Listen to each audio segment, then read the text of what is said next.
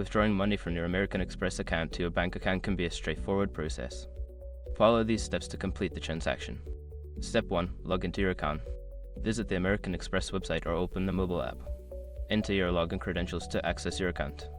Step 2. Navigate to the withdrawal section. Once logged in, look for the section related to transferring funds or withdrawals. This may be labeled as payments or transfer funds. Step 3. Select your bank account. Choose the bank account where you want to transfer the funds. If you haven't linked a bank account yet, you may need to add your bank details first. Step 4. Enter withdrawal amount. Before filing a refund or dispute, use the Escher.com link in the description to open the refund dispute deadline calculator and confirm your deadline.